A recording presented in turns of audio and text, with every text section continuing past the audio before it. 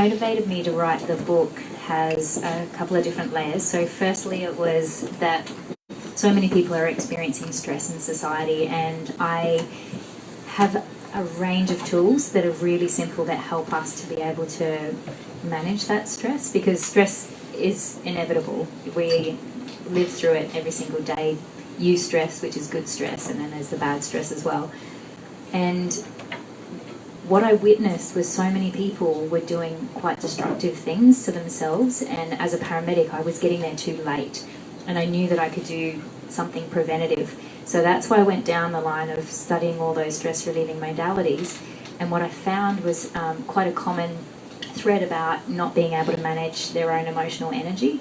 And when I applied that with a lot of my clients, everybody kept telling me, you need to put this in a book, you need to get this out there, you can't be seeing everybody one individual at a time, you need to actually have it out where people can access this 24/7. And I didn't think that I had anything really that great in me at the time, but it really does take the support of other people to believe in you. I posted on the 1st of April last year on Facebook, oh my goodness, 1st of April, right? Oh my goodness, Vision from the Mind Valley Academy just personally contacted me and asked me to do a presentation at the Awesomeness Fest. Now, the joke ended up being on me because everyone believed it, and I'd written in there, I better get my book, published, so I've got something to give to people. And when I had 100% support from everyone, I had to sit back and go, there's something that everybody else is seeing that I'm not seeing. And so I started writing, and 1 year later, here we are, blank canvas. I put it on display in there.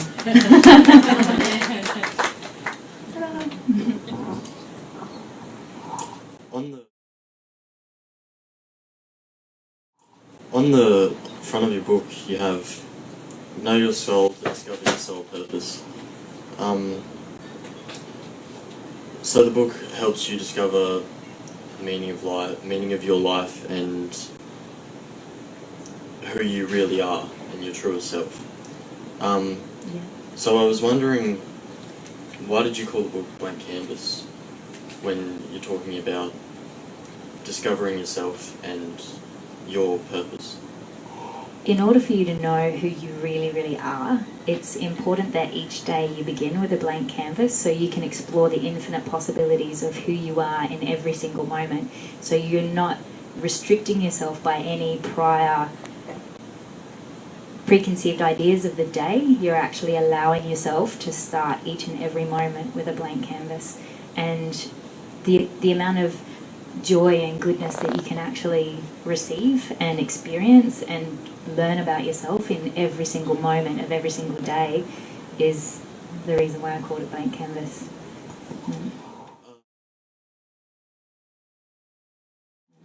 On the back of the book, you've got words here like freedom, truth, peace, compassion, love, grace, clarity, connection, creation, happiness, and gratitude.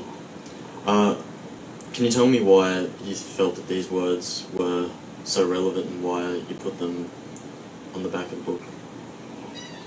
These words are really relevant because that's a lot of what people are searching for. When they come to me as a client, a lot of them say, I feel really trapped, so they're looking for freedom, or I feel really lonely, so they're looking for love. I feel really in chaos, so they're really seeking harmony. So those words are on the back of the book to remind you, once you've read the book, you'll understand that you can just pick it up and look at the cover and ask yourself, what do I need to do in this moment to let myself have just a little bit more freedom? Or what do I need to do in this moment to allow myself to have a little bit more love? What do I need to do in this moment to allow myself to have a little bit more compassion? And so they're just key words to remind you in a really simple way of the information that you learn about during the journey of reading the book.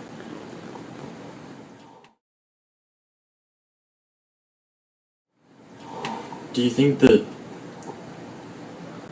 if people follow some of the steps in this book, or if people take some of the advice, do you think that it would work for most people in most situations, because we tend to believe that most people live in similar conditions or a similar environment to us, when often that's not the case. We're very different people in very different environments with very different things stressing us out. Or So, do you think it's relevant for most people in most societies?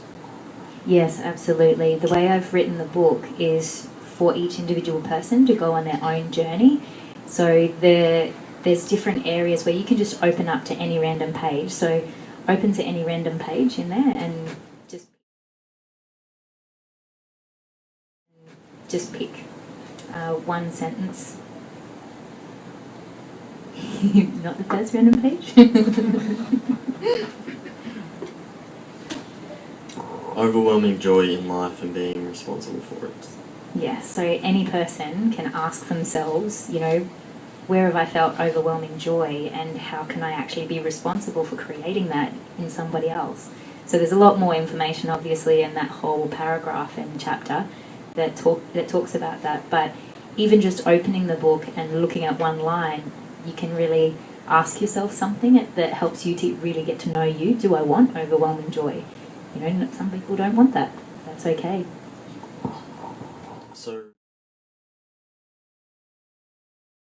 So you can learn also what you truly are looking for. So maybe not everybody is looking to be a grateful person, or looking to be all of the things that were on the back of the book, but you can find out exactly which one of those you would prefer to be, or you can collect all of those and make them and bring them out in yourself. Yeah, a lot of the journey in the book is about eliminating what is not you so that you can really discover what is you. So there's a few concepts that challenge the way that you think about things, that make you realize, oh, that's somebody else's thoughts that they've actually impressed on me, but it's actually not the way I think. So then you really discover who you are in the greater scheme of the relationship with everybody else that's around you, just by asking yourself questions. So I don't tell you to do anything, I just offer questions or offer a concept to explore so that you can eliminate everything that you're not in order to be able to really discover who you really are. Does that answer your question? Yes. Yeah. Mm-hmm.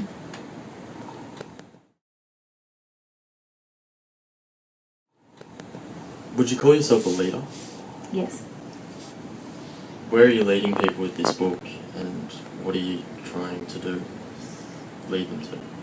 Clarity. When people have clarity, they have a lot more energy in their life.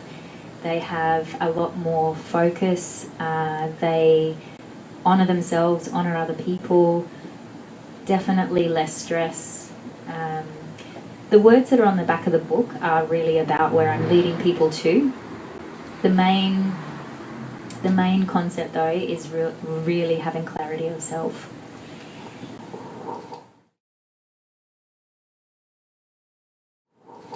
When does it become clear that you have become your truest self? Ooh, that's a really loaded question. For me, it became very clear. Each and every moment becomes clearer and clearer. Like even in this moment now, I'm discovering things about myself in front of, the whole collective that's here. I'm discovering who I am in relationship to you, in relationship to the audience. So the easiest way to answer, I guess, that question would be, yourself when you can feel the difference between the person that's in front of you and you. So you're humble in listening to an opinion or observing what's happening and know the relationship that you have towards that or not towards that. And when you're really knowing yourself, you're able to maintain that as well, despite whatever's going on around you, and make choices that are very much in alignment with what you intend for your own life.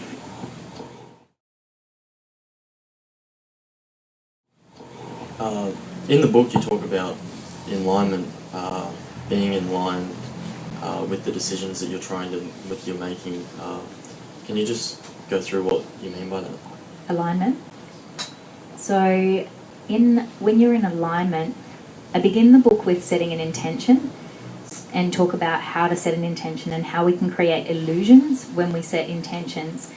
And when we become in an alignment with those intentions is when, everybody talks about all the different parts of ourselves, our ego self, our this self, our that self, our unconscious, our conscious. And when you're in alignment, it means that all of those selves are whole and complete and congruently in agreement with the same intention, with the same direction.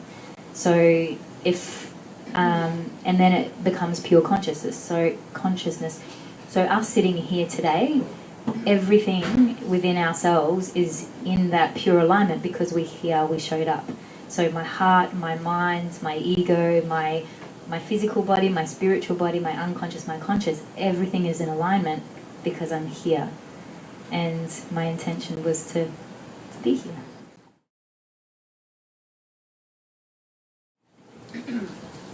That's really useful because everybody goes through, or they go to make a life-changing decision. For example, I'm coming out of school trying to figure out if I want to go to uni or do this or do that, and I often think to myself, well, my logical self thinks this, but emotionally I'm more attached to doing this, or my alter ego wants me to be this, and so once all those things agree on one thing, then that's when you're in alignment about what you want to do. And you can watch miracles happen. Yeah, because there's no resistance. And you don't create resistance, you don't sabotage yourself, you just flow. And they talk about that in elite athletics and things like that, about being in the zone and being in flow. And that's when everything is congruently in alignment. Yeah. Have you ever heard of the idea of the Ubermensch or the Superman? Well, everybody knows about Superman. A European philosopher in the 19th century had this idea of the Ubermensch, and that was not. An Ubermensch was somebody who knew what it is that they really wanted and didn't lie to themselves about what it was. Some people think that they're just looking for a better position in their job, or they just want better pay, or whatever it is, but really what they're looking for might be a different career, or they haven't actually followed what their passion is. And the problem is that people say, well, once you've obtained what it is that you thought you were truly looking for, or if you never obtain it, what then? But the joy in it is not lying to yourself and finding out what it is that you really do want. That's where it comes from. And I was wondering in your book, for everybody it must be different reading your book. Absolutely, yeah. As an individual, it can't just be for everybody. So can you tell me... Really?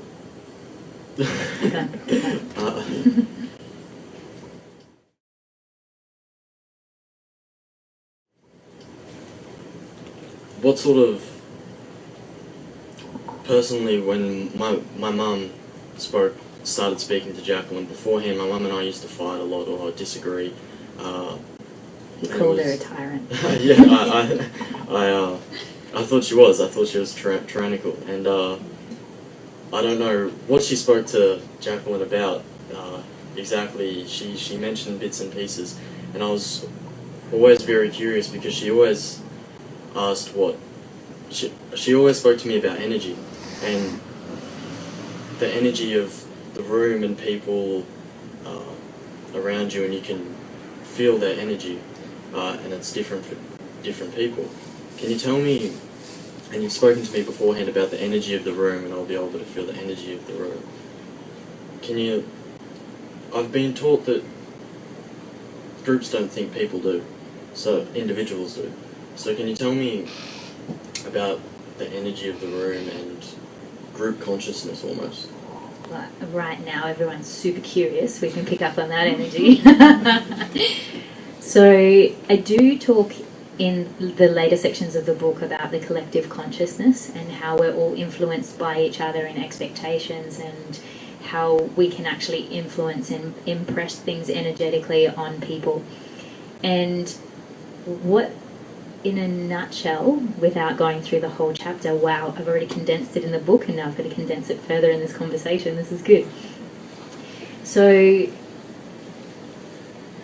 when we're sitting up here and we can completely feel who we are individually, there's interest and there's feelings and there's experiences that are happening externally in the room.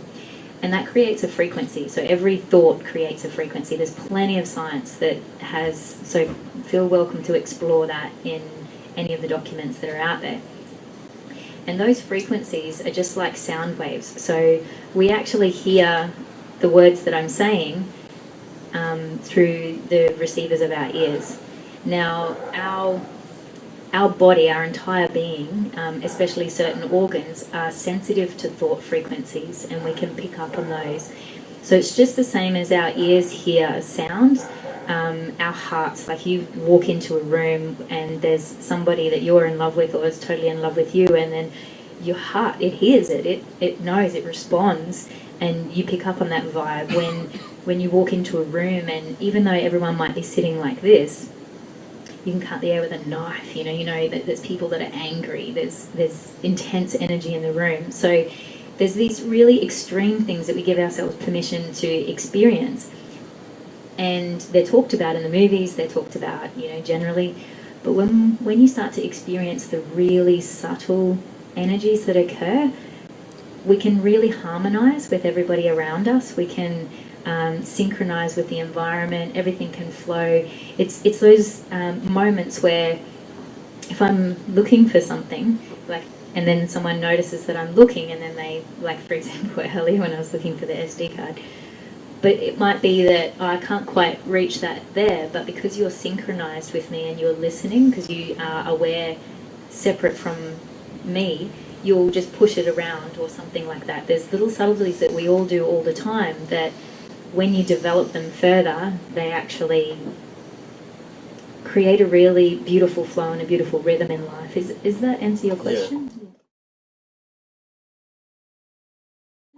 Yeah. How do you develop that almost awareness of your environment and the energy around you? Experiencing yourself first. So getting rid of everything that you're not, knowing who you are, and then feeling everything around you. So the more aware that you become, so if I'm sitting in a really peaceful state, and then all of a sudden I feel this electric tingling on my left hand side, and I'm like, oh, then I know that the person that stood beside me is probably angry, and I'll say, hey, are you okay? And they'll be like, they'll just, express an anger. But because I know that they're not angry at me per se, they're just feeling angry, I can still stay in my peaceful state and hold space for them while they express what they want to express without it influencing how I feel, unless I want it to,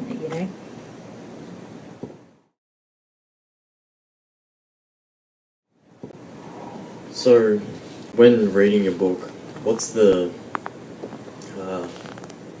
best way to read it, or even the best mindset to go into reading it to help develop yourself? Exactly that, with the intention to personally develop. Yeah. Start as a blank canvas. Yeah. So you can do it whichever way you want. Just like life, everybody does it their way that's best for them. Some moments it might be you've only got an opportunity to just flick open a page. Other moments it'll be, you know what, I'm going to kick back, a cup of tea or glass of wine in the hammock and just lay in the sun and just read a whole chapter and do the meditation, and the exercise can wait till later. Any way that suits. These when you're discovering your soul, you're finding out those truths about yourself. What's the best way to act out those new discoveries or new truths once you've discovered that about yourself, what's the best way to act it out in the world? Do you have a personal example that I might be able to work with right now? If you're willing.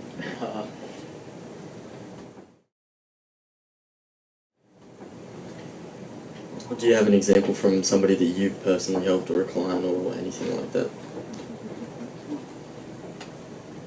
Right now I'm a blank canvas.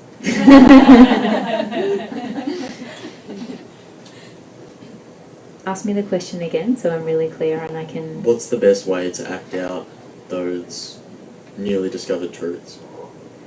Okay. So I have an example of a gentleman who's willing for me to be able to share this. So I have a friend who is in a wheelchair and he's paralysed from the waist down. And he often gets massive like spasms and things in his legs. So through doing the process in the book, what he discovered is when these spasms would occur, and he actually can drive a car, so he drives as well, he's got all hand controls. And so when all these spasms starts in his back, he's got to immediately find somewhere to pull over, and often that's not convenient. So through doing the, I think it's in chapter 4, the motivational forces and the energy that moves through the body, and the awareness that is, offered to you to try on is about witnessing what that energy is doing inside of your body. So watching it as it moves through your body. Where is it coming from, that spasm, as an energy, not as a muscular contraction or against bones or anything, but as an energy as it moves through your body. And he witnessed that it was very much emotional, that it was anxiety-based, that he realised that his own stress of what was happening in his life would cause the spasm. So then he would stop focusing on the spasm and then go into the emotional stress of what was causing him stress. Feel that, acknowledge it, resolve it within himself, and then it was really beautiful when he sent me a message saying, I don't need to take any of the Valium or anything anymore, I can drive, and even while I'm driving, if a spasm comes up, I do this first. So he's willing to take the risk to do that first rather than pull over, and he said it's more effective than anything that he's ever taken any drugs for. Is that... Yeah, that's amazing. Cool? I was, you spoke about the link between his emotional state and his physical state. Yeah. Could you tell me more about that and what I sometimes feel anxious or nervous, like right now, when... We're having fun here today, aren't we? Yes, it's great. Cool. The link between that emotion and how it affects people physically. You said for him, his legs had a spasm when he was feeling anxious and things like that. Can you tell me more about that link between emotions and... Yeah, I've got a really easy example that everybody's quite familiar with. When we get stressed, often our shoulders will tense up, and we don't think to take a moment to just let our head extend and our shoulders to fall away from our ears. So if you were to take a really, really deep breath right now in your chest, and raise your shoulders, but what we're going to do is focus on just allowing your shoulders to fall away from your ears, your diaphragm to sink into your stomach, and your face to soften. It takes away layers of stress that you probably didn't even know were there. And how do you feel right now? I was burning up my face before, but now I'm a lot Cool down? more. Yeah, yes. Nice. I think you're doing an awesome job, Declan. Thank you so much.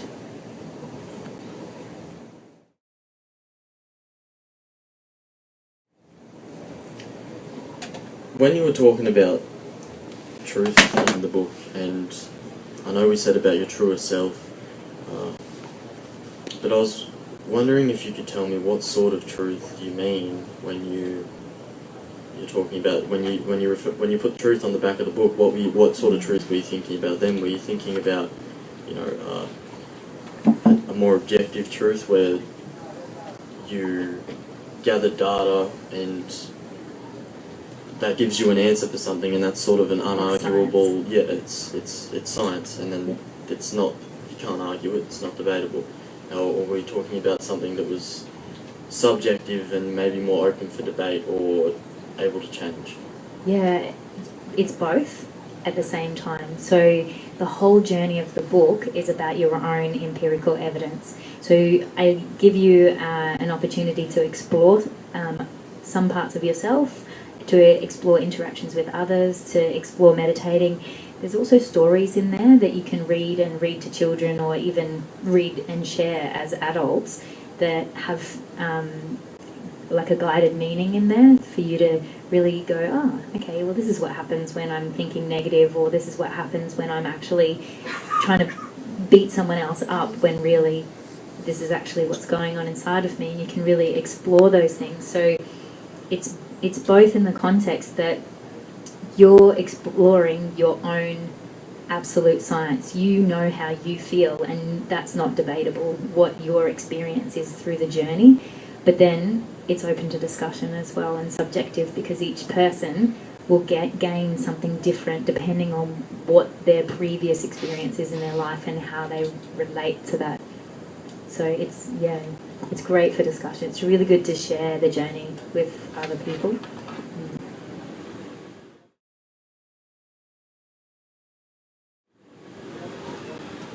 How do you think society would be like if everybody went through this journey and understood the world as, not as you do, but as you do, but how each individual experiences it? They experience it.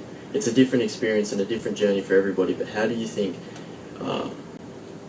Do you think society would change after if everybody read your book and if everybody understood what you were saying? How do you think the world would be? So I'm going to close my eyes, so I'm not looking at any particular person, but there are people in this room who have done this journey even prior to the book being published. And I will sort of speak in a general context about when people view life from this perspective. So one is one of my friend's 9-year-old sons, incredibly negative thinker, always beating himself up all the time, embraced the story bridge story. And it's all about the optimist and the pessimist inside of our own heads and how they support you in the way that they do. And he reads that every single night because it makes him realize that his negative thinking is actually just there to make him a better person. So he has such an amazing foundation for really listening to the voice that's inside of his head, no matter what it says, and not being judgmental of himself or beating himself up. So people really listen to themselves. They listen to their own inner knowledge, their own intuition. The other one is by not living in hope, we let go of any illusions that might be holding us suspended.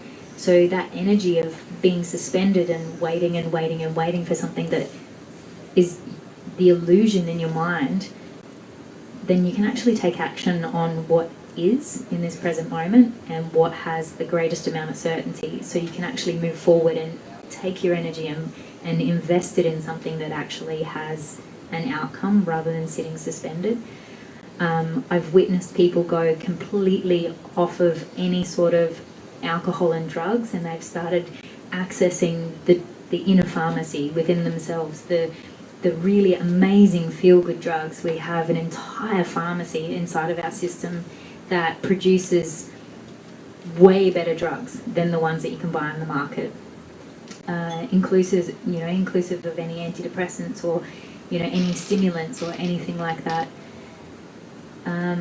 I've witnessed relationships develop with sustainable connections, really beautiful connections, relationships that they couldn't find even ground, where they've suddenly connected in a sustainable way. So people, they'll develop relationships based on breaking up, or you broke up with that person and I broke up with this person and they're horrible people and let's get together because we're hating these people right now.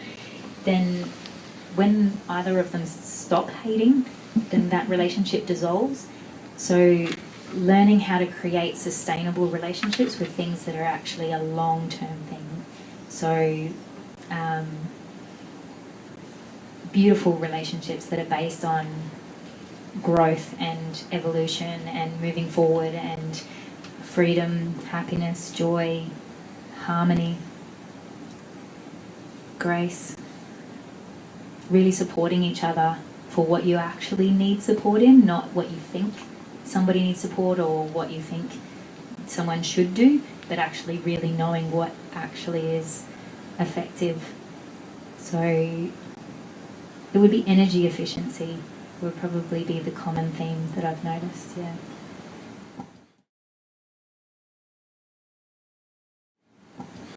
You spoke about the pessimists, how that wasn't such a bad thing because he listened to that. He listened to the voice no matter what it said. Yeah. Even if it was pessimistic. What about the nihilist or the addict or anything? Those things. What you seem to make it pessimism and that just Make put the a bad positive guys light look on it. good. Right? Yeah, right. What about the nihilist or the addict or other things that aren't considered aren't good things? The addict knows that there's good drugs out there. The addict knows how good joy feels. The addict knows how good a full belly laughter feels. The addict knows how a loving connection feels. And when you're not achieving those in real life, when you're not actually, if you don't know how to achieve those organically and naturally, then the secondary substitute is drugs. So when the addict learns how to actually connect to the real one that there's no side effects from, then it'll go for that. Addicts is my best friend. I'm addicted to hugs. I love them. It's my favourite drug.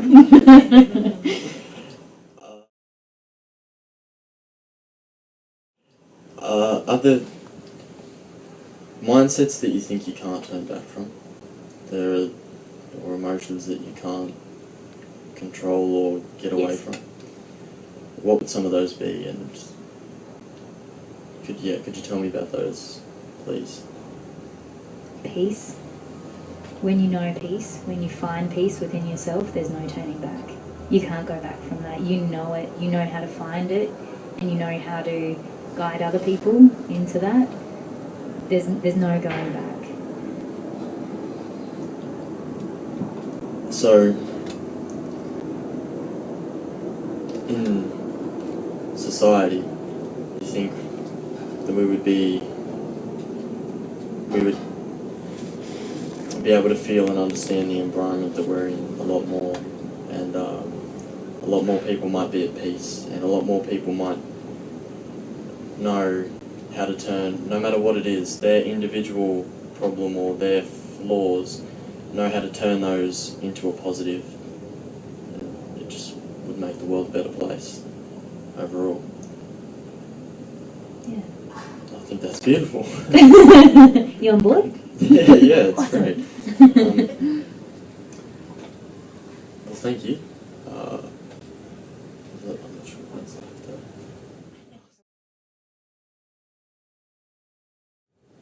Are we on time, are we? Yeah, great. Can we just have a hand for Declan? This is really brave of him to jump up in front of everyone.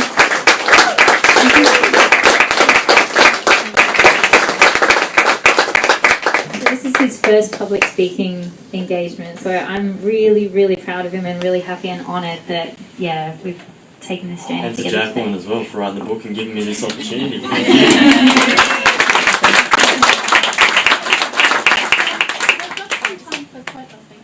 We've got some time for questions left, so if there's anyone from the audience that wants to ask.